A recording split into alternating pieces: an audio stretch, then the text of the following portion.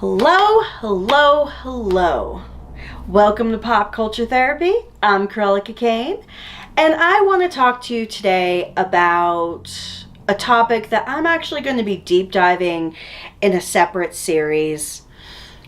But I think it's always important to talk about it along with how we can use pop culture to heal with it as well. And that's actually going to be addiction. So, in case anyone hasn't seen different videos where I've made like subtle comments or anything like that, I am a former addict. And I know that's probably not something you may have expected to hear or anything like that.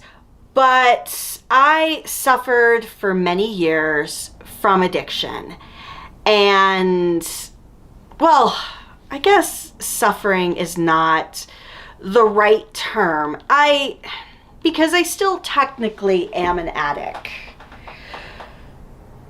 Well, let me get back to the beginning, just to give you some insight. So, as I mentioned, I'll be doing a deep dive into addiction and my journey from where it started to how I'm still in recovery to this day.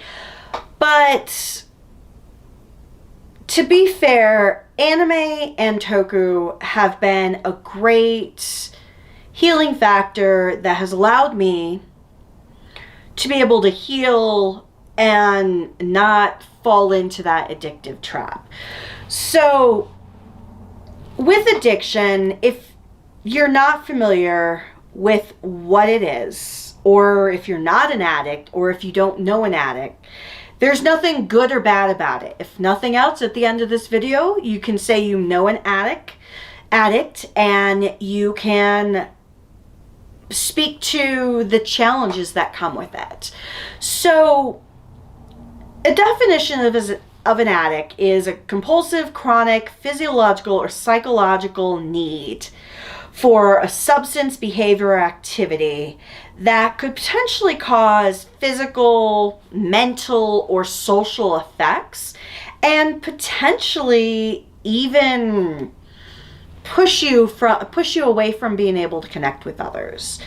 So without going too deep into it, because admittedly I don't know the age groups of who's watching, and I don't want to go down too far of a rabbit hole if it could potentially trigger you, but I was an addict to a number of different substances. Many, if not all, were illegal, or they were illegal at the age I started using them.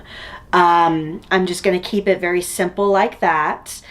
But I spent many, many years doing it. I think I mentioned in one of the Zen Kaiju reviews that Kaiju and I were doing that I first started smoking when I was 12. And if you've heard from a number of videos and things, if you do the math, I am in my early 40s. So I don't smoke any longer. The last time I've smoked a cigarette was 12 years ago, which is a huge achievement. But so many of those drugs or narcotics or anything like that, I did them for a number of years. So essentially, altogether, I abused any sort of narcotics for probably about 18 years. And if not longer, but it's a journey. And the challenge when it comes to addiction, for awareness for yourselves, is it is something you're fighting alone. You may know a lot of addicts, you may be raised by addicts, but your personal addiction journey is your own. And so I will say it was hard for me, and there were a number of years that I was still addicted to things while I was with Kaiju, and he worked very hard to get me off of all of those. But what helped me really start to get away from it was my journey and enjoyment with anime and then tokusatsu. I know there's always those memes out there that say drugs would have been cheaper than anime. And I can honestly tell you, in truth, yes, financially they could be cheaper. But with all the health problems that I have as an adult, not worth it, because I'm paying for more in every other element of life that anime is much cheaper with. So that heavy a topic aside, how anime and tokusatsu helped me as an individual. So I've always been a horror movie fan. I've always been a cartoon fan. And I've always had those elements of...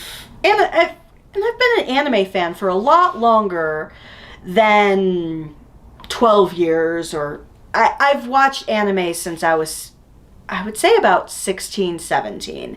And that's really because of the accessibility of anime in America at the time, or the knowingly accessible anime. Well, Sailor Moon was when I was 14, but that's a long story.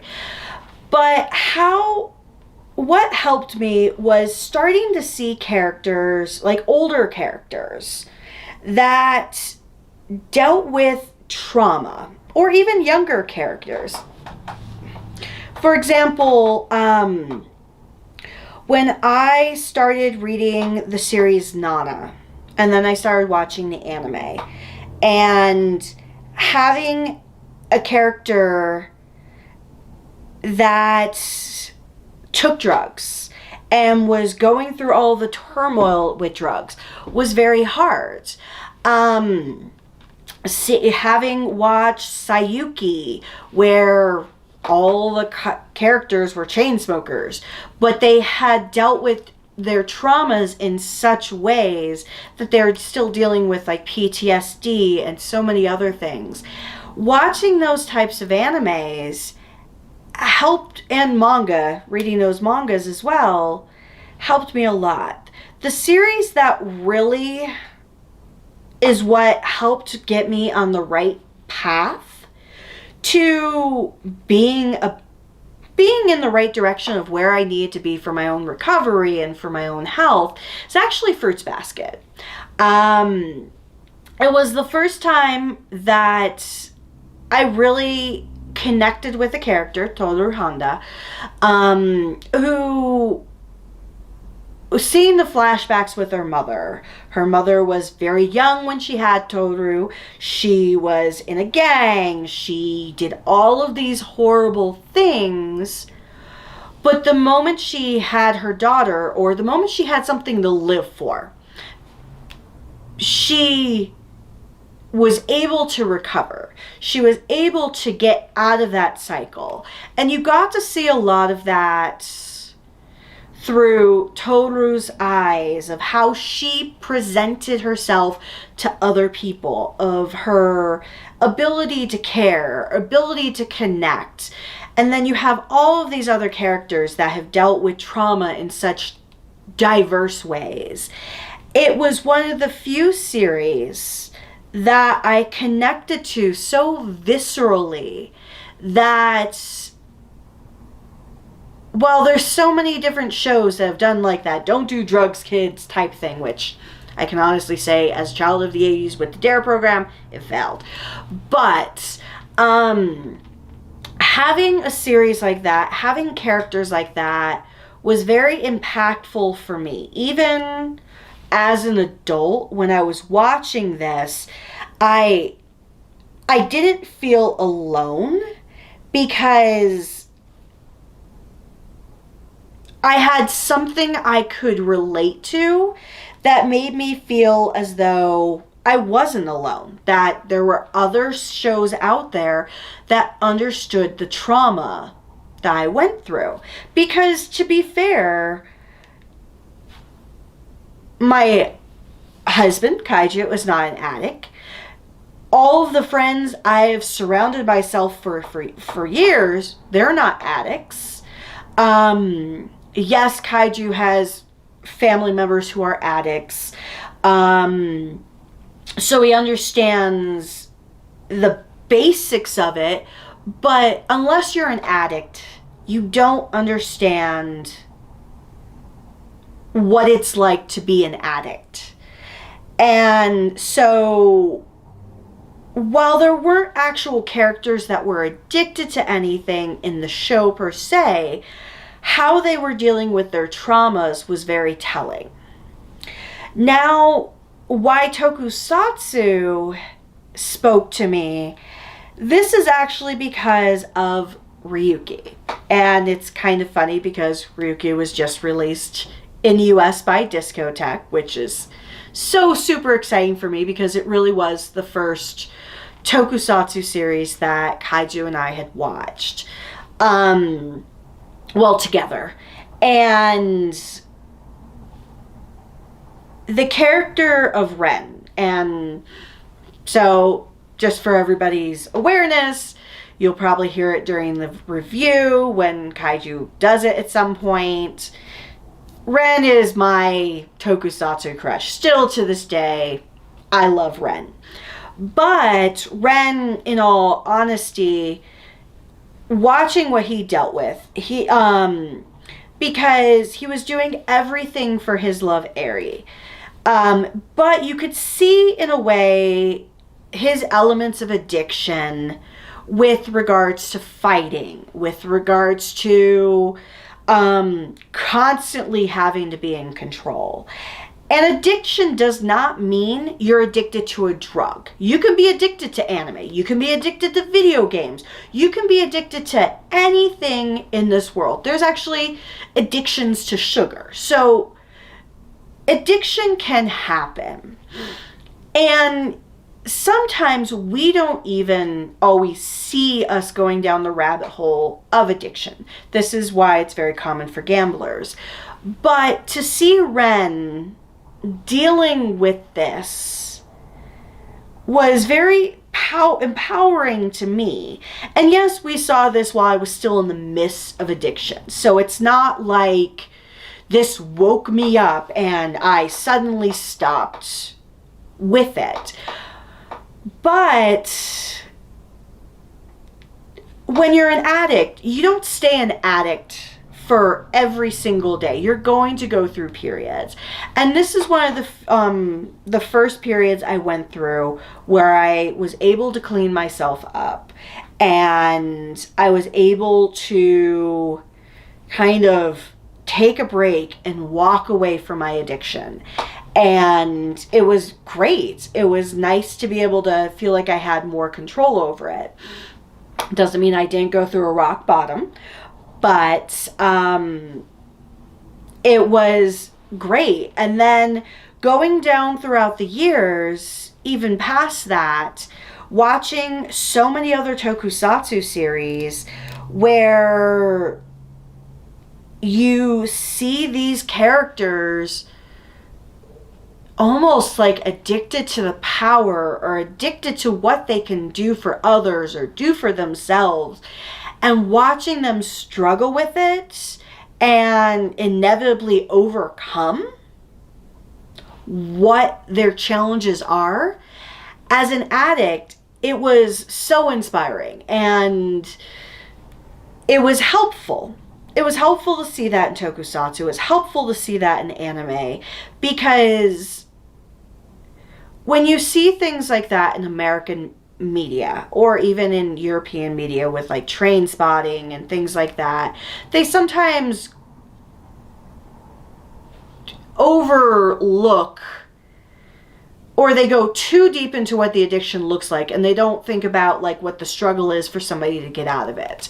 And I know that's not necessarily the purpose of tokusatsu, because it is made inevitably for children. But looking at it from my perspective in an addict's point of view, I feel like it has helped keep me alive. And that, at the end of the day, is why I am such a champion for trying to get tokusatsu out there for other people to see. If you're an anime fan, give tokusatsu a chance. You like the live action dramas, what is so different about tokusatsu other than the fact that we're very comical when it comes to Power Rangers. But aside from that, but that's really one of the reasons why I champion tokusatsu and I enjoy watching it so much, because I feel with every consecutive series that we watch, it helped with my kind of journey to look at recovery, to walk away from what I was doing that was bad, inevitably to this day where I have this to enjoy.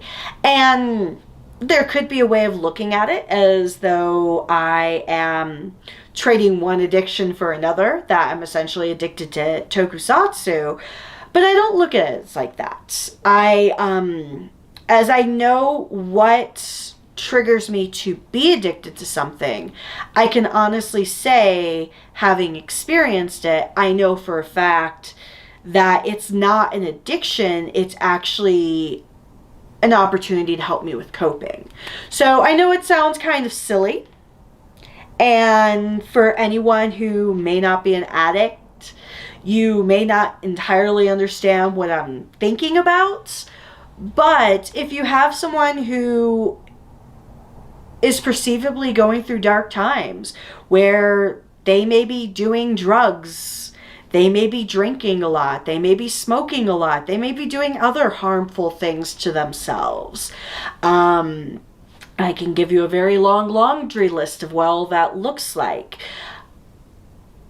Pop in an anime episode, pop in a tokusatsu episode, pop in your favorite movie, no matter what it may be. Sometimes people just need an outlet that is very different from the spiral that they have.